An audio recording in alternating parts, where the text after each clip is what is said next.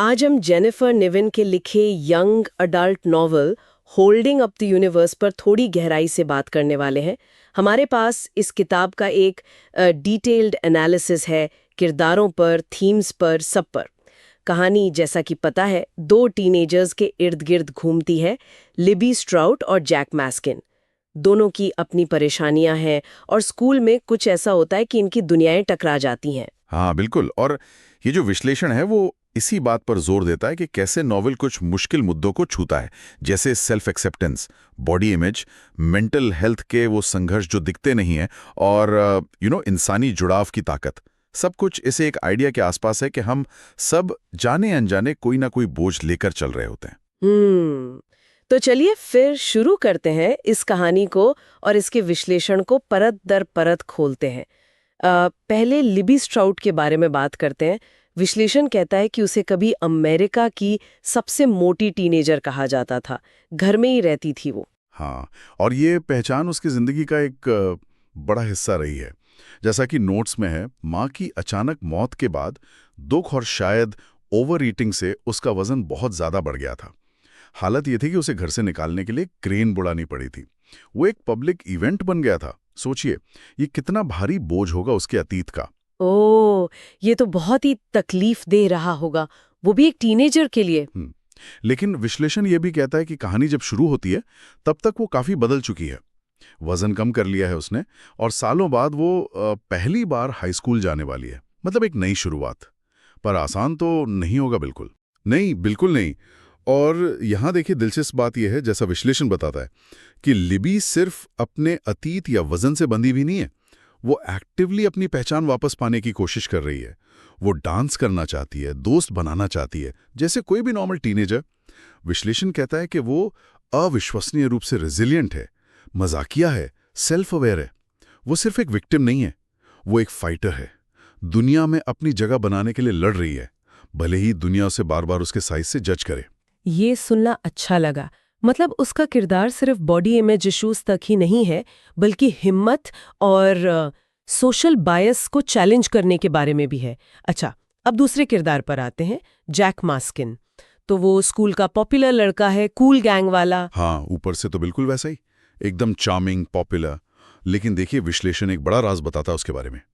Jack को है prosopagnosia, एक रेयर न्यूरोलॉजिकल कंडीशन। प्रोसोपेग्नोसिया, ये क्या होता है, थोड़ा समझाएंगे? हाँ जरूर।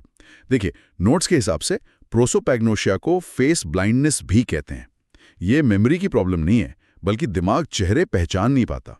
जैक लोगों के चेहरे याद नहीं रख सकता, अपने दोस्तों के भी नहीं, फैमिली के भी नहीं। कभी कभी तो आईने में अपना चेहरा भी पहचानने में मुश्किल होती है उसे। जरा सोचिए, कितना कंफ्यूजिंग और डरावना होगा ये। ओ माय गॉड, ये तो वाकई एक छिपी हुई चुनौती है। बाहर से देखो तो इतना कॉन्फिडेंट, इतना पॉपुलर, और अंदर ये डर कि कहीं किसी को पता ना चल जाए। बिल्कुल, विश्लेषण इसी कॉन्ट्रास्ट को हाईलाइट करता है। वो लोगों को पहचानने के लिए ना अजीब अजीब तरीकों पे डिपेंड करता है, जैसे किसी के चलने का स्टाइल, बाल, आवाज, कोई खास निशान। लेकिन ये लगातार एक टेंशन वाली स्थिति है।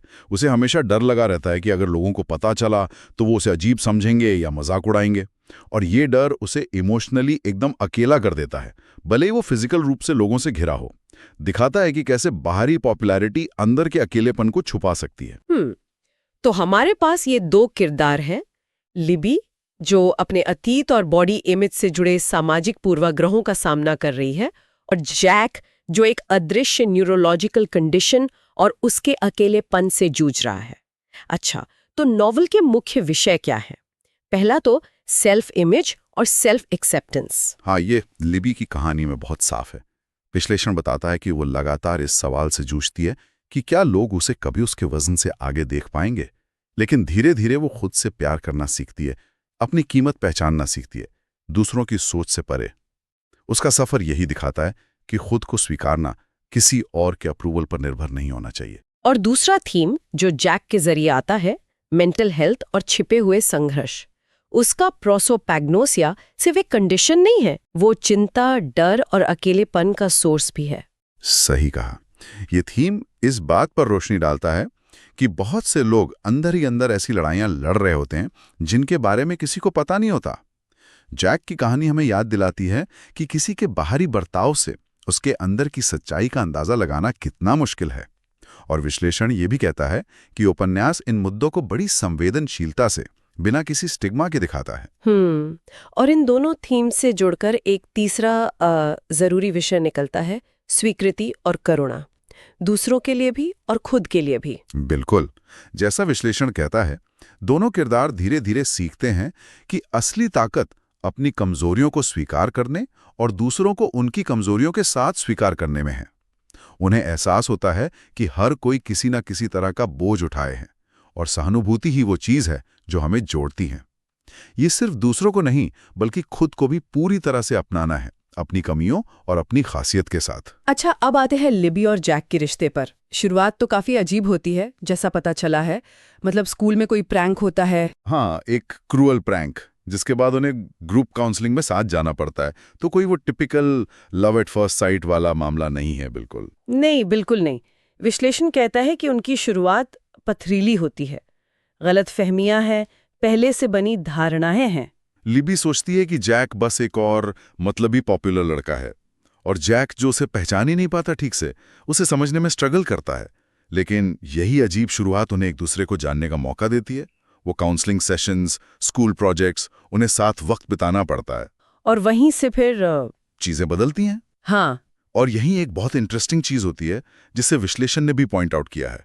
उनकी अपनी अपनी जो कमजोरियां हैं ना, वही उन्हें एक दूसरे को सच में देखने में मदद करती हैं। जैक जो चेहरे नहीं पहचान सकता, वो लिबी को उसकी आवाज से, उसके हाव भाव से, उसकी एनर्जी से पहचानना सीखता है। वो उसे उन तरीकों से देखता है जिनसे शायद पहले किसी ने नहीं देखा होगा, उसकी फिजिकल अपीयरेंस से परे। और लिबी के लिए इसका क्या मतलब होता है?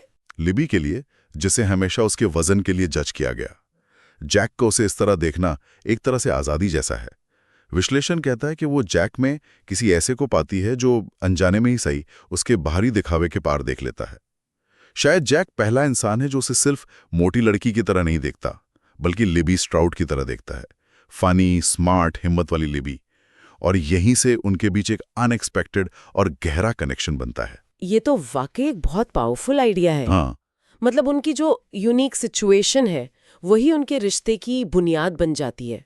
जैक को कोई ऐसा चाहिए जो उसे उसकी कंडीशन के साथ समझे, एक्सेप्ट करे, और लिबी को कोई ऐसा चाहिए जो उसे उसके लेबल से आगे देखे। बिल्कुल। उनका रिश्ता सतही अट्रैक्शन से कहीं ज्यादा गहरा है। वो आपसी समझ पर, वल्नरेबिलिटी पर, स्वीकृति पर आधारित होता है। विश्लेषण में कहा गया है कि वो एक दूसरे के लिए एक सेफ स्पेस बन जाते हैं, जहां वो अपने डर, अपनी इनसिक्योरिटीज शेयर कर सकते हैं। वो सीखते हैं कि किसी को सच में जानने का मतलब है उसकी कमियों को भी जानना और उन्हें स्वीकार करना। तो अगर हम इन सब बातों को एक साथ देखें, तो इस नॉवेल का जो सेंट्रल मैसेज है वो क्या है? विश्लेषण में एक बहुत इमोशनल सा निष्कर्ष दिया है। निष्कर्ष यह है, जैसा सूत्र बताते हैं, कि हर कोई कुछ ना कुछ थामे हुए है। चाहे वो कोई फिजिकल बोझ हो, कोई मेंटल स्ट्रगल, कोई गहरा दुख, शर्म या डर, हम सब अपने अपने अदृश्य यूनिवर्स को अपने कंधों पर लेकर चल रहे हैं। ये एक यूनिवर्सल ह्यूमन एक्सपीरियंस है। और विश्लेषण आगे क्या कहता है इस बारे में? विश्लेषण आगे कहता है, लेकिन जब हम सचमुच एक दूसरे को देखने लगते हैं, तब हम किसी की दुनिया का सहारा बन सकते हैं। यहां ये सचमुच देखना बहुत महत्वपूर्ण है। इसका मतलब सिर्फ आंखों से देखना नहीं है, बल्कि सतह से परे जाना, धारणाओं, पूर्वाग्रहों, लेबल से आगे बढ़कर किसी इंसान के एसेंस को देखना, उसके स्ट्रगल को, उसकी इंसानियत को देखना और समझना। ये सहानुभूति और ह्यूमन कनेक्शन की ताकत पर एक बहुत गहरी बात है। लिबी और जैक की कहानी इसी का सबूत है। कैसे दो लोग जो समाज की नज़र में शायद इम्परफेक्ट हैं या अलग है, वो एक दूसरे की ताकत बन जाते हैं। क्यों? क्योंकि वो एक दूसरे को सच में देखते हैं। सही बात है। ये नॉवल हमें एक तरह से चैलेंज करता है कि हम अपने आसपास के लोगों को और ध्यान से देखें। क्या हम वाकई उन लोगों को देख रहे हैं जिनसे हम रोज मिलते हैं, या हम सिर्फ अपनी बनाई हुई धारणाओं को देख रहे हैं? विश्लेषण का सार यही है कि सच्ची समझ और जुड़ाव तभी आता है जब हम सतहीपन से आगे बढ़ने की कोशिश करते हैं। तो होल्डिंग अप द यूनिवर्स के इस विश्लेषण से हमने देखा कि ये सिर्फ एक टीन लव स्टोरी नहीं है। ये पहचान, स्वीकृति, मेंटल हेल्थ और इंसानियत, करुणा, इन सब की एक बहुत पावरफुल खोज है। लिबी और जैक का सफर हमें याद दिलाता है कि अपनी कमजोरियों को मानना और दूसरों को सहानुभूति से देखना कितना जरूरी है। और ये हमें एक सवाल के साथ छोड़ जाता है। अगर हम सब उन धारणाओं और लेबल्स को थोड़ा साइड में रख दें जो हम अक्सर लोगों पर लगा देते हैं उनके लुक्स के आधार पर या उनके बर्ताव के आधार पर, तो हमें उनके बारे में असल में क्या पता चलेगा? उन छिपे हुए बोझों के बारे में क्या जिन्हें वो चुपचाप उठाए हुए हैं? और अगर हम उन्हें सचमुच देखने की कोशिश करें तो हमारे रिश्तों में, हमारी दुनिया में क्या बदल सकता है? शायद हम पाएंगे कि हम सब अपनी अपनी यूनिक यूनिवर्स को थामे हुए एक दूसरे से उतने भी अलग नहीं हैं जितना हम सोचते हैं।